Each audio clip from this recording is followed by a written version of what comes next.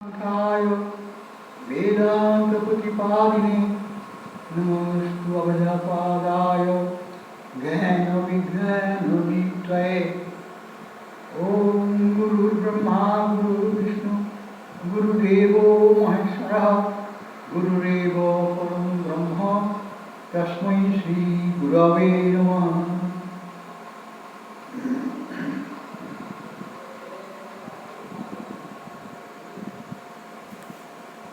আমাদের আজকে আলোচ্য বিষয় স্বামী অভেদানন্দ মহারাজের পাশ্চাত্য বক্তৃতা ভগবদ্গীতার সম্পর্কে।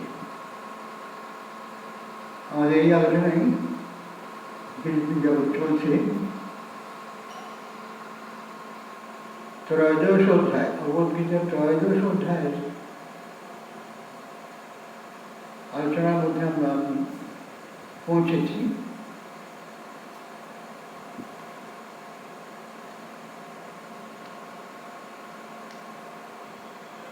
স্বামী অভেদানন্দ মহারাজ পাশ্চাত্যের সব ভগবদ্গীতার ওপর বক্তৃতা দিয়েছিলেন, 65টি বক্তৃতা ছিল। সেইগুলি বঙ্গানুবাদ করে আমাদের এই গীতায় ভগবদ্গীতার দিব্যবাণী নামে প্রকাশিত হয়েছে রামকৃষ্ণ বেদান্ত মঠ থেকে।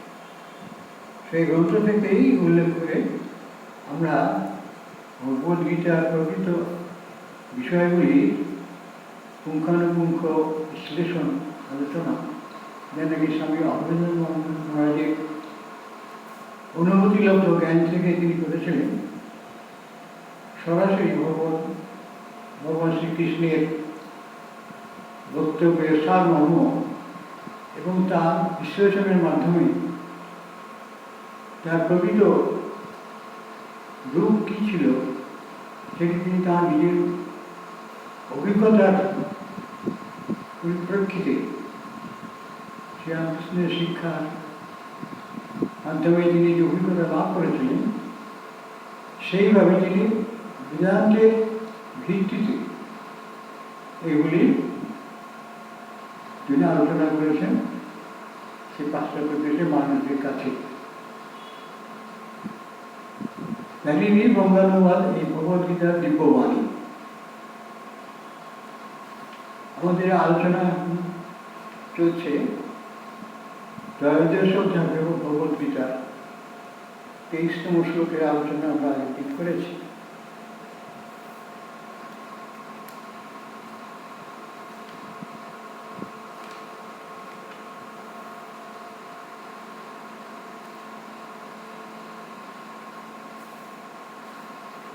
সেই শ্লোকে বলা হয়েছে উপদ্রষ্টানুমন্তা চ ভোক্তা ভোক্তা মহেশ্বরঃ পরমাত্মেতি চ অপি উক্ত দেহেস্মিন পুরুষঃ পরঃ। অর্থাৎ এই দেহে যে পরম পুরুষ আছেন তিনি উপদ্রষ্টা, অর্থাৎ সাক্ষী রূপে, অনুমন্তা অর্থাৎ অনুমোদনকারী, কর্তা ভরণকর্তা, ভোক্তা মহেশ্বর ও পরমাত্মা বলিয়াও মুক্ত হন। প্রত্যেক জীবের বা প্রাণীর মানুষের অন্তরস্থ যে পরম পুরুষ পরমাত্মা রয়েছেন তার উপস্থিতি কীরকম এই শ্লোকের মধ্যে সেটি বলা হয়েছে। শ্রীকৃষ্ণ অর্জুনকে উপদেশ উপলক্ষে কথা বলছেন যে এই দেহে যে পরম পুরুষ আছেন তিনি কীরকম ভাবে আছেন, তাকে উপদ্রষ্টা, সাক্ষী রূপে, সাক্ষী স্বরূপ, অর্থাৎ তিনি সব দেখছেন, দেখে অভিজ্ঞতা হচ্ছে, সেই দেখার বস্তু সম্পর্কে তিনি অভিজ্ঞতা লাভ করছেন, কিন্তু তিনি তাতে নিজেকে কোনো রকমভাবে সংযুক্ত করছেন না। অনুমন্তা মানে অনুমোদনকারী, আচ্ছা ঠিক আছে এটি হোক, এটি জানা যাক ইত্যাদি ভাবে তিনি আমাদের মধ্যে এই সংকল্পের স্থিতি বা ভিত্তি রূপে তিনি রয়েছেন। কর্তা অর্থাৎ ভরণ কর্তা, তিনি আমাদের যেমন ভরণ পোষণ করার কথা বলা হয় সেই সব করে যাচ্ছেন। আর নিজে ভোক্তা রূপে রয়েছেন, কারণ তিনি তো পরমাত্মা স্বরূপ, প্রকৃতি জীবের মধ্যে তিনি জাগ্রত অবস্থায় রয়েছেন। মহেশ্বর অর্থাৎ সর্বশক্তির অধিকারী, আর পরমাত্মা বলিয়াও উক্ত হন, পরমাত্মা বলেও উক্ত হন। পরমাত্মা অর্থাৎ প্রতিটি মানুষের মধ্যে যে জীবাত্মা রয়েছে, সেই জীবাত্মার যে উৎস, যার থেকে সেগুলি প্রকাশিত, সেইটাকেই পরমাত্মা বলা হয়। সকলের এক এবং অদ্বিতীয় যে সত্তা, তিনি হচ্ছেন এই পরমাত্মা। পরমাত্মেতি চ অপি উক্ত দেহে অস্মিন পরশত।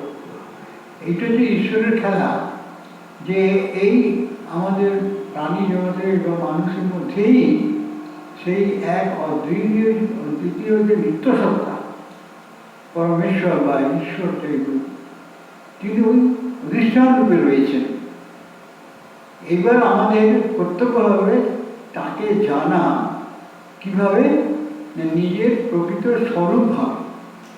তিনি হচ্ছেন আমাদের প্রকৃত স্বরূপ, অর্থাৎ আমাদের দেহই আমাদের প্রকৃত স্বরূপ নয়, দেহের বাইরে তার অবস্থান, কিন্তু এই দেহের মধ্যে তিনি রয়েছেন কিভাবে, যে গুণমন্ত্রা, উপদ্রষ্টা, ভোক্তা, মহেশ্বর অর্থাৎ সর্বশক্তির আধার, তিনি পরমাত্মা রূপে আমাদের মধ্যে রয়েছেন।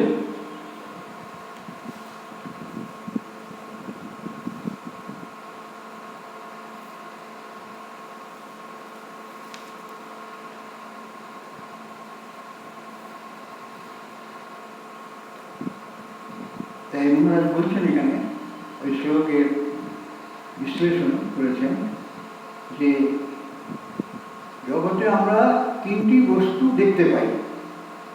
যখন আমরা সমগ্র ইন্দ্রিয়গ্রাহ্য জগৎকে বিশ্লেষণ করি, তখন সমগ্র বিশ্বকে তিনটি বস্তুতে পরিণত করতে পারি। প্রথমত প্রকৃতি বা জড়বস্তু ও শক্তি। প্রতিটি জড়বস্তুর মধ্যেই অন্তর্নিহিত রয়েছে শক্তি, দ্বিতীয়ত জীবাত্মা এবং তৃতীয়ত পরমাত্মা। এই তিনটি স্তরের অভিজ্ঞতা আমরা লাভ করে থাকি জীবনে। তাই হিমাসন এটি বলতেন বৃহদাত্মা বা আত্মা আবরণ উপাস্বরূপ। এখানে আত্মা বলতে প্রেতত্বের প্রেত নয়, যাকে আমরা বলি যে প্রেত প্রাপ্তি হয়েছে তা নয়, পরন্তু একথা ব্যবহৃত হয়েছে বুদ্ধি, চেতনা ও অস্তিত্ব অর্থে। পরমাত্মার অস্তিত্ব আমাদের প্রত্যেকের মধ্যেই, জীবন্ত প্রাণী মানুষের মধ্যেই রয়েছে অস্তিত্ব রূপে। শুধু তাই নয়, এ হলো সব রকম সুখ, ভালোবাসা ইত্যাদির উৎস। সুখ এবং ভালোবাসা যাতে আমাদের মন তরলতা প্রাপ্ত হয়, অর্থাৎ মন এই আবেশের মধ্যে, ঈশ্বরের আবেশের মধ্যে থাকে, তখনই তা হবে মুক্তি বা অহং থেকে মুক্তি হওয়া। অহং থেকে আমার যে অস্তিত্বকে যাকে আমরা অহং বলি, সেটি আমাদের কিন্তু প্রকৃত অহং নয়, কারণ আমাদের প্রকৃত স্বরূপ নৈপত্তিক, কিন্তু ব্যক্তির মধ্যে দিয়ে তার প্রকাশ। তাই বলছি, যখন এই তিনটির সম্বন্ধে ঠিক ঠিক বোধ হবে, তখনই তা হবে মুক্তি বা অহং থেকে মুক্ত হওয়া, যার নাম পরিত্রাণ, মানে সালভেশন। যিনি আত্মাকে উপলব্ধি করেন সগুণ প্রকৃতির রূপে, তিনি আর জন্মগ্রহণ করেন না। আমরা জানি যে মনুষ্য জীবনের একটা উদ্দেশ্য থাকে, এটি শ্রী রামকৃষ্ণ আমাদের স্মরণ করে দিয়েছেন। মনুষ্য জীবনের উদ্দেশ্য ঈশ্বর লাভ। যে রামপ্রসাদ তার আগেই বলে গেছেন, সেই জন্যে এমন মানব জীবন রইলপতি আবাদ করলে বলতে শোনা। সে শোনাটা কি? অর্থাৎ এই যে অজ্ঞানের মধ্যে দিয়ে আমরা বারবার জন্মগ্রহণ করে সংসারে আসতে বাধ্য হই, অজ্ঞান প্রসূত যে আমাদের মরণ এবং জন্ম ইত্যাদি চলতে থাকে, তার থেকে আমরা মুক্তি লাভ করি। তাই বলছেন, যিনি আত্মাকে উপলব্ধি করেন সগুণ প্রকৃতি রূপে, তিনি আর জন্মগ্রহণ করেন না। সগুণ প্রকৃতি অর্থাৎ প্রকৃতির মধ্যে যে সমস্ত শক্তির বিকাশ আছে, সেই সময় এই প্রকৃতিকে যদি আমরা উপলব্ধি করি, তখন আর আমরা জন্মগ্রহণ করতে আসবো না এই জগতে। কারণ এটি এতই বেদনাদায়ক যে বারবার আসার কোনো ইচ্ছা থাকে না মানুষের। বিশেষ করে প্রাণী জগতের কথা আলাদা, তাদের বুদ্ধির উৎকর্ষতা নাই, কিন্তু মনুষ্য জীবনে আসার বুদ্ধি উৎকর্ষতা হিসেবে তারা জানতে পারে যে আমাদের জন্মগ্রহণ করার একটি প্রয়োজনীয়তা আছে, তার একটি উদ্দেশ্য আছে জীবনের, এবং সেইটি আমাদের জানা এবং উপলব্ধি করার জন্যই আমরা জন্মগ্রহণ করি বারবার করে। এটি ঈশ্বরের ইচ্ছাই হয়। তাই বলছেন, জীবনযাত্রা যেমনই হোক, ওই তিনটি বস্তুর জ্ঞান একান্তই প্রয়োজন পূর্ণতা প্রাপ্তির জন্য। অর্থাৎ যে পূর্ণতার অভাবে আমাদের বারবার করে জন্মগ্রহণ করতে হচ্ছে ঈশ্বরের ইচ্ছা। কেননা ঈশ্বর চান যে আমরা সেই পূর্ণতা লাভ করি, অথচ আমাদের জীবনে সেটি হয়ে ওঠে না।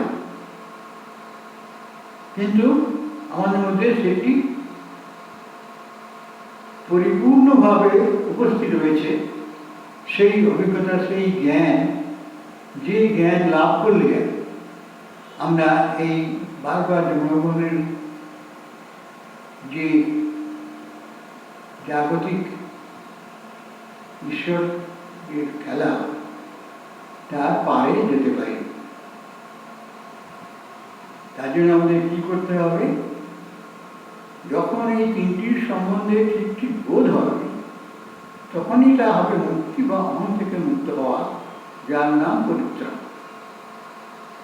যিনি আত্মাকে উপলব্ধি করেন সগুণ প্রকৃতি রূপে, তিনি আর জন্মগ্রহণ করেন না। সগুণ প্রকৃতি তার মধ্যেই রয়েছে, এবং সঙ্গে সঙ্গে সেই জ্ঞানের অধিষ্ঠানও রয়েছে যে তিনি সেই পরমাত্মার স্বরূপ। জীবনযাত্রা যেমনই হোক, ওই তিনটি বস্তুর জ্ঞান কি কি? সগুণ প্রকৃতির রূপে তিনি জন্মগ্রহণ করেন না। সেগুলি হচ্ছে বুদ্ধি, চেতনা ও অস্তিত্ব অর্থে এই হলো সব রকম সুখ, ভালোবাসা ইত্যাদির উৎস। যখন এই তিনটির সম্বন্ধে ঠিক ঠিক বোধ হবে, তখনই তা হবে মুক্তি বা অহং থেকে মুক্ত হওয়া। যিনি আত্মাকে উপলব্ধি করেন, যে আত্মা নাকি সমস্ত জ্ঞানের উৎসস্বরূপ, যিনি আত্মাকে উপলব্ধি করেন সগুণ প্রকৃতি রূপে, তিনি আর জন্মগ্রহণ করেন না। জীবনযাত্রা যেমনই হোক, ওই তিনটি বস্তুর জ্ঞান একান্তই প্রয়োজন পূর্ণতা প্রাপ্তির জন্য। এই যে ব্রহ্ম জ্ঞান লাভ করা বা প্রকৃতি স্বরূপের উপলব্ধি লাভ করা, এসব হল এক কথায় পূর্ণতা প্রাপ্তি। এটি বলা হয় পূর্ণতা প্রাপ্তি, অর্থাৎ ব্রহ্মজ্ঞানী। তাই আমাদের অবশ্যই জানতে হবে প্রকৃতি বা শক্তিকে, যাহা হলো সব রকম পার্থিব বিষয় ও শক্তির কারণ। আমাদের অবশ্যই জানতে হবে এটি কী রকম, কোথায় আছে, কীভাবে এর বিবর্তন হচ্ছে। এসব সঙ্গে আলোচনা আছে অন্যান্য গ্রন্থের মধ্যে। তার উপলব্ধ সত্য জ্ঞান সব বিবরণ বিস্তৃতভাবে দিয়েছেন। সেসবগুলো পড়লে আমরা সেগুলি জানতে পারি, এবং এর থেকে নানা প্রপঞ্চের উদ্ভব ঘটছে। এগুলি আমাদের পুরোপুরি জানতেই হবে। তারপর আমাদের জানতে হবে আত্মার স্বরূপ কি। আগে বাইরের আমাদের অস্তিত্ব সম্বন্ধে আমরা জানব প্রকৃতির এই গুণ, তারপর আত্মার অস্তিত্ব, অর্থাৎ এর মধ্যে যে আত্মা রয়েছেন জ্ঞানস্বরূপ, তার মাঝে মাঝে তার প্রকাশ ঘটে প্রত্যেক মানুষের জীবনের মধ্যেই। দিব্যভাবের আবির্ভাব মাঝে মাঝে তারা উন্নতি করতে পারেন, কিন্তু সংসারে যাতায়াতের যে মোহ বাসনাকৃত, সেটিকে পার হতে পারেন না। তাই বারবার আবার পুনর্বার এই পৃথিবীতে জন্মগ্রহণ করতে হয়। তাই বলছি, তারপর আমাদের জানতে হবে আত্মার স্বরূপ কি, অহমের স্বরূপ কি। আমার মধ্যে যে আমি ভাবনা রয়েছে, এটাকে আমরা অহম বলে থাকি, এরই বা স্বরূপটা কি? কারণ এই স্থূল শরীর যা নাকি বিনাশী, তা প্রকৃত করে অহম নয়। কারণ শরীর চলে গেলেও আমাদের পূর্ব জ্ঞান অটল থাকে। তাহলে সেটি কোথায় থাকে? সূক্ষ্ম শরীর কি, অজ্ঞান শরীর ইত্যাদির মধ্যে থাকবে। কীভাবে থাকবে সেগুলো জানতে হবে, এবং কেন থাকবে, এসব প্রশ্ন আছে। তার জায়গাটা জানতে হবে আমাদের আত্মার স্বরূপ কি। আত্মা তো মৃত্যুহীন, তাহলে তার স্বরূপটা কি? অহমের মধ্যে তাকে তারও বা স্বরূপটা কি? শরীরে তা কীভাবে থাকে, কীভাবে প্রকৃতির সঙ্গে ও তার বিভিন্ন অবস্থার সঙ্গে অহমের একাত্মভাব হয়, এবং কীভাবে পরমাত্মার সাক্ষী রূপে, পালক রূপে, পোষক রূপে অবস্থান করেন এবং অহমের ক্রিয়াকলাপের অভিজ্ঞতা লাভ করেন। যখন আমরা এইসব বিষয়ে জ্ঞান লাভ করব, তখনই জন্ম মৃত্যু চক্র থেকে মুক্ত হব। এই অধিক জ্ঞানের মাধ্যমেই আমাদের জীবনের সফলতা আসবে। যারা এই জ্ঞান লাভ করে না, তারা প্রকৃতিতে বদ্ধ থাকে। আমরা যতই বড় বড় কোয়ালিফিকেশন আমাদের থাকুক, ডক্টরেট ইত্যাদি, কিন্তু যদি আমাদের প্রকৃত স্বরূপের জ্ঞান না থাকে এবং তার সঙ্গে পরমাত্মার সম্পর্কের জ্ঞান না থাকে, তাহলে আমাদের কোথায় যাবে জন্মগ্রহণ করা এবং এই মনুষ্য জীবন লাভ করা। তাই বলছেন, যারা এই জ্ঞান লাভ করে না, তারা প্রকৃতিতে বদ্ধ থাকে। তো প্রকৃতি তাহলে বদ্ধ থাকলে কী হবে?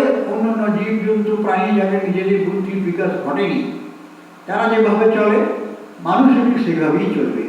অন্যান্য জীবের সঙ্গে তাদের আর কোনো পার্থক্যই থাকবে না।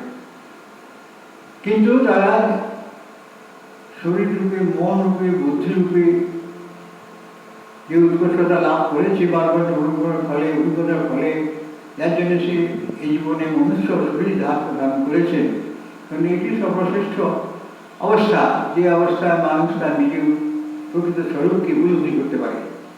মনুষ্যের কোনো প্রাণীতে এই জ্ঞান কোনো সময় লাভ হয় না।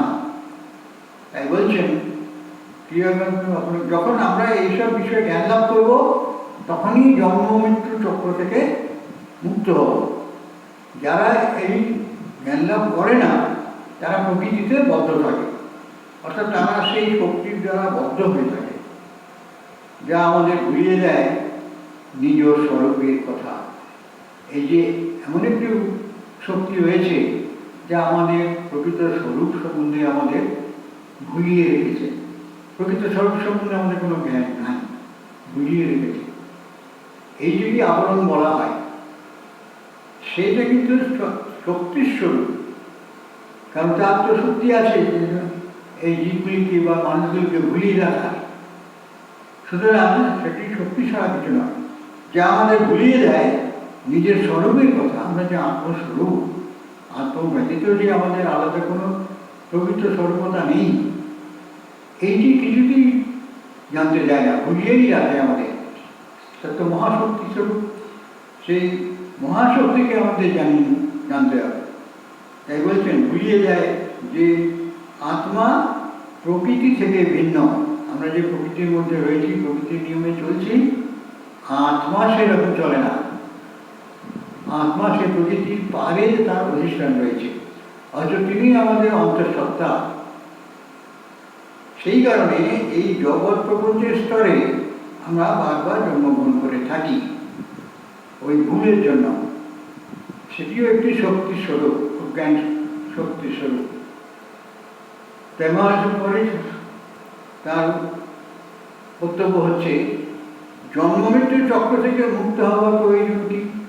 এই প্রশ্নটি যাচ্ছে যে জন্মমৃত্যুর চক্র থেকে আমাদের মুক্ত হওয়ার জন্য এত প্রচেষ্টা করার প্রয়োজন কি আছে? আমরা যেমন আছি, হাসছি, খেলছি, খাচ্ছি, যাচ্ছি ইত্যাদি মধ্যে প্রকৃতির মধ্যে বাস করছি সুখে, কিন্তু তারপর দেখা যায় কি সব ভুয়ো, অর্থাৎ কিছু থাকে না, সব ছবি আসছি।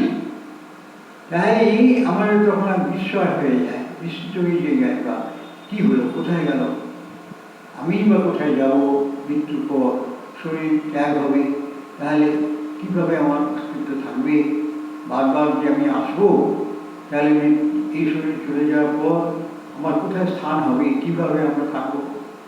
আবার পুনরায় জন্মগ্রহণ না করা পর্যন্ত সে কতদিন পরে হবে তার কোনো নির্দিষ্ট কোনো নিয়ম নাই। তাই বলছেন, নিয়ম একটি আছে, সেটির সঙ্গে আবেদন মহারাজ বলেছেন অন্যত্র, যে যখন মৃত্যুর পর যে বাসনার বীজ রূপে বাসনা থেকে যায় সূক্ষ্ম শরীরে বা অবিদ্যার শরীরে, সেখান থেকে যখন বাসনা খুব প্রবল হয়, তখন সে পুনরায় মনুষ্য শরীর ধারণ করবার জন্য চেষ্টিত হয়।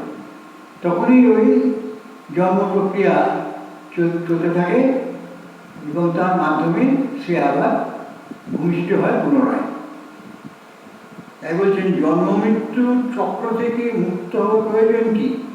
এটি যদি আমরা আগে না বুঝে থাকি, তাহলে আমরা তা চাইব কেন? কাজে সেটা বুঝতে হবে এবং তার জন্য বিশেষভাবে আগ্রহশীল হতে হবে এই জন্ম মৃত্যু চক্রে পারে যাওয়ার জন্য। তার জন্য এই জীবনিক সেই কার্য আমাদের সমাধান করতে হবে।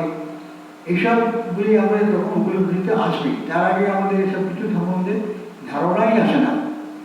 কিন্তু যারা এইসব বিষয় জানবার ইচ্ছা করে, যাদের মধ্যে সেই জিজ্ঞাসা আছে, একে বলে জিজ্ঞাসা, উন্নততর স্তরের যে আমাদের অস্তিত্ব রয়েছে বা থাকবে, সেই দিকে অমর হব, মানুষ এই জীবন মধ্যে সীমিত থাকবে না, সেইটি কী করে করা যাবে? যে যাদের মানবিক কামনা অপূর্ণ থাকে, তারা আবার এই স্তরে ফিরে আসবে ও থাকবে। এইসব অবস্থায় অথবা উন্নততর অবস্থায় তাদের কামনাই তাদের এখানে আনবে। ওই যে কামনা বাসনার উপরে আমাদের থাকছে অন্তরে, জানি আমরা শরীর ত্যাগ করছি, এটিকে বাসনা বলা হয়, ভোগের ইচ্ছা। সেই ইচ্ছা যখন প্রবল হবে, তখন সেই কামনাই তাদের এখানে আনবে।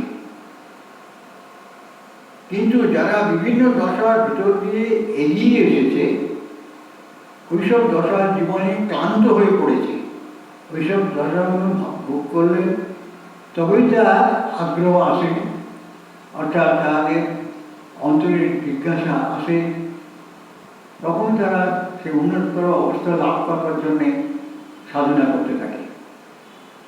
তাই বলছেন, যারা বিভিন্ন দশার ভেতর দিয়ে এগিয়ে এসেছে, ওইসব দশার জীবনে ক্লান্ত হয়ে পড়েছে, সেই অভিজ্ঞতা লাভ না হলে তার এই যে জগতে ফিরে আসার আগ্রহ হবে না। তাই বলছেন, ওইসব দশার জীবনে ক্লান্ত হয়ে পড়েছে এবং যাদের পার্থিব বেড়া যায় সীমাবদ্ধতায়, অজ্ঞানে, স্বার্থপরতায় এবং চতুর্দিকে দৃশ্যমান মন্দভাব দর্শন করে বিতৃষ্ণা এসেছে, তারা এসব থেকে মুক্তি চায়। এই বিতৃষ্ণা লাভ করবার জন্যই আমাদের জগতে জন্মগ্রহণ করতে হয়। এটা বিফলে নয়, বিফলে যায় না। কিন্তু এই জীবনে জন্মগ্রহণ করলে আমাদের সুখ, দুঃখ, তাপ, ব্যাধি, মৃত্যু ইত্যাদির অভিজ্ঞতা লাভ করা হয়। করতে করতে দেখা যায় একসময় জীবনের প্রতি আমাদের ঘৃণা এসে যায়, যে এর কী উপায় আছে, এর পালিয়ে যাওয়ার, বারবার আসতে হবে, আর এরকম দুঃখ, শোক, ব্যাধি, মৃত্যু এইগুলি ভোগ করতে হবে। এর পারে আমাদের কি কোনো স্থান নেই? অবশ্যই আছে। সেটা আমাদের এই জীবনে জ্ঞান লাভের মাধ্যমে উপলব্ধ হয়। তাই বলছেন আমরা যে নিয়মে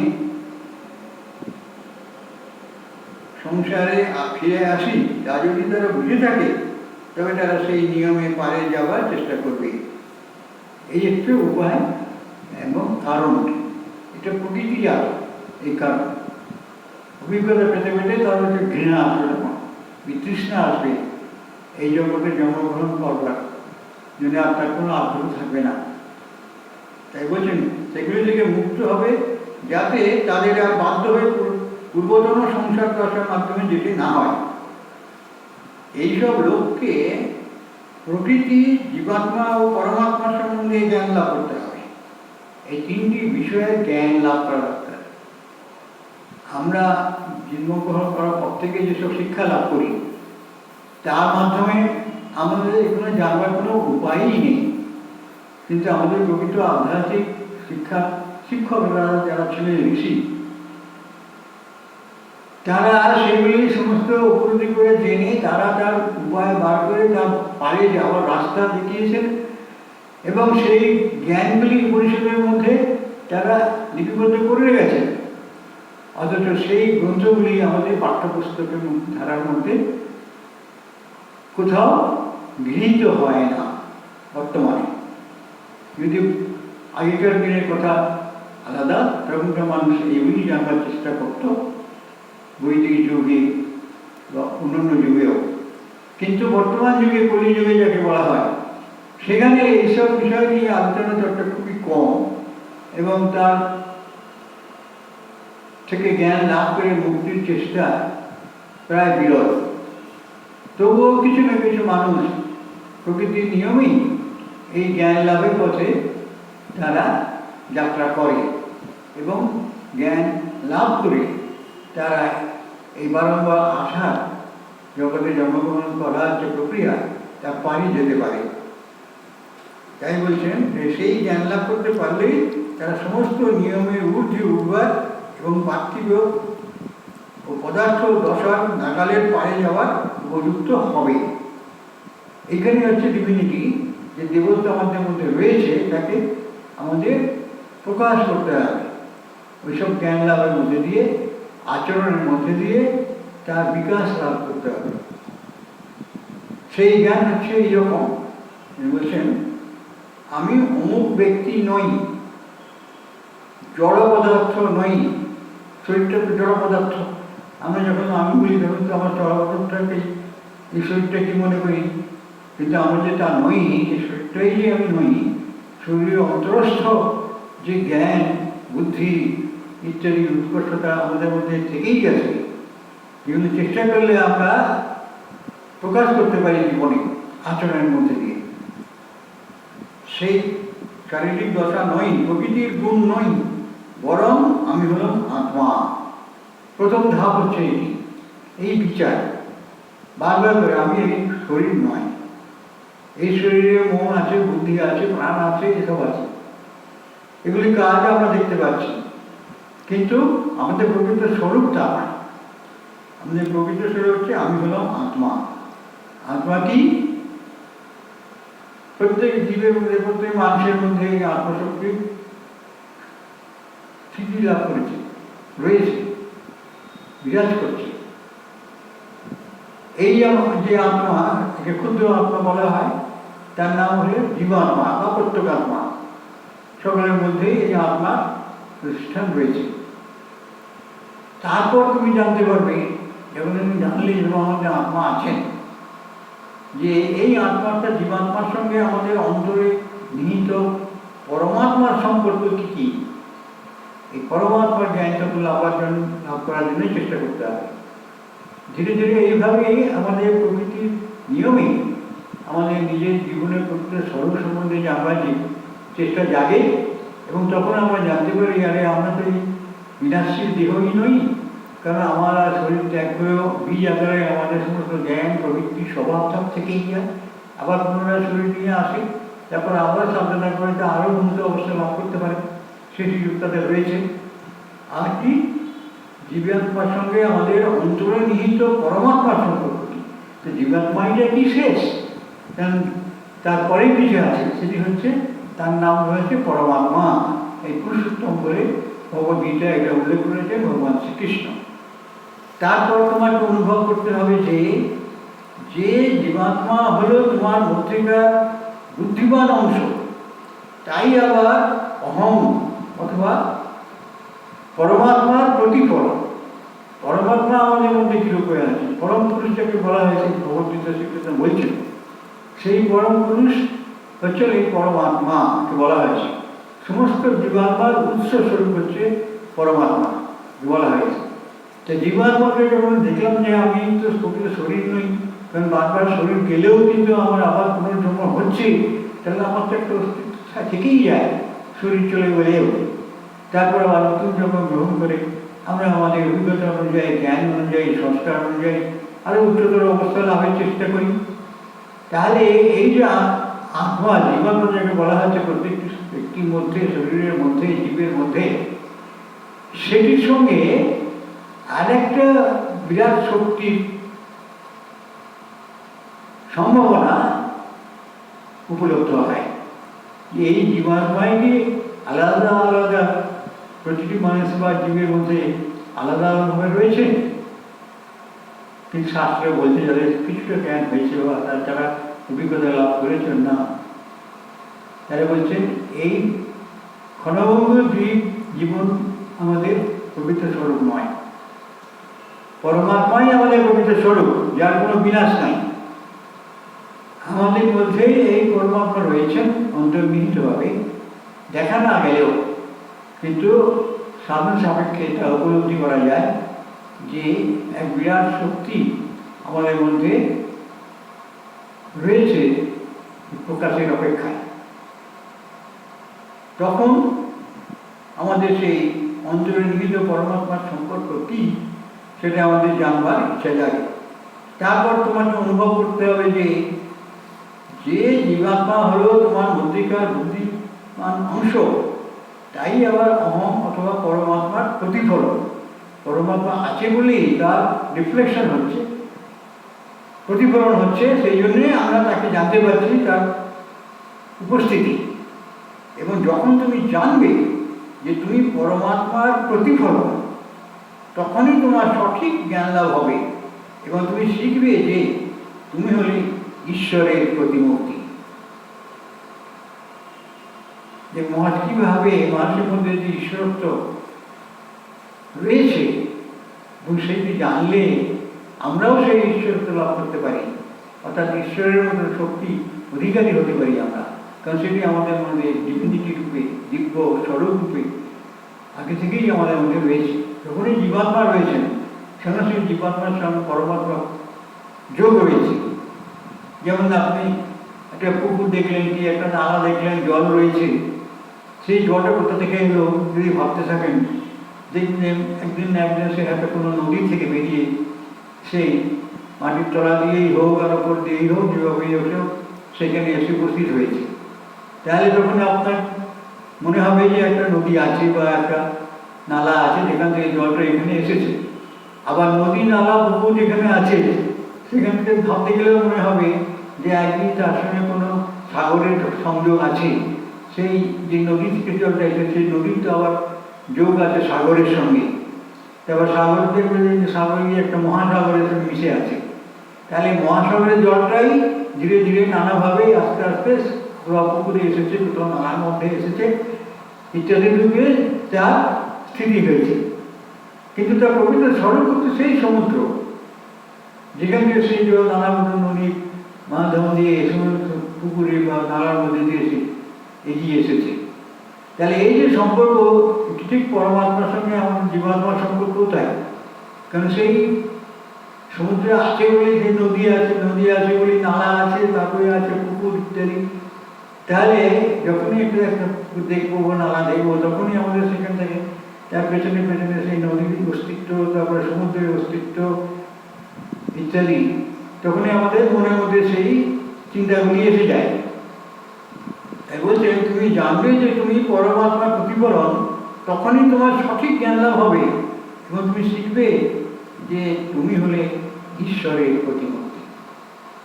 তো ঈশ্বরই সব কিছু করেছেন, সুতরাং তোমাকেও তিনিই করেছেন, এই জন্য প্রতিমূর্তি বলা হচ্ছে, ঈশ্বরের প্রতিমূর্তি বলছেন। তাই বলছেন ওই জ্ঞানই তোমাকে সহায়তা করবে এই জীবনে পূর্ণতা প্রাপ্তিতে। ওই জ্ঞান থেকেই জীবাত্মা অস্তিত্ব, তার থেকে পরমাত্মার সম্পর্ক, এইগুলি যখন জ্ঞান হবে সেইটি আমাদেরকে পূর্ণতা লাভের পরিচয় হবে। এই পূর্ণতা লাভ মানে হলো ব্রহ্মজ্ঞান, যাকে বলা হয়েছে সর্বত্র ব্রহ্ম দৃষ্টিপাত লাভ করবে। ওই জ্ঞানই তোমাকে সহায়তা করবে এই জীবনই পূর্ণতা প্রাপ্তিতে। সব দেশের অতীত যুগের মহান ঋষি ও পয়গম্বররা এই জ্ঞানেরই অন্বেষণ করেছেন। যীশুখ্রিস্ট তার শিষ্যদের শিখিয়েছিলেন কিভাবে ওই জ্ঞান লাভ করা যায়। তাঁর বাণীতে সে কথার উল্লেখ অনেকবারই পাওয়া যায়। তিনি সেখানে বলেছে, বাংলায় বলা হচ্ছে, আর তোমরা সেই সত্য জানবে, সেই সত্যই তোমাদের মুক্তি দেবে। এই কথা যীশুখ্রিস্টও বলেছিলেন তাঁর শিষ্যদের কাছে। এই পরম সত্যের জ্ঞানই হল একমাত্র উপায় যার সাহায্যে মানুষ পূর্ণতা প্রাপ্ত হতে পারে। সেই জ্ঞানেরই উল্লেখ এখানে করা হয়েছে। আজকে আলোচনা এখানে শেষ করছি।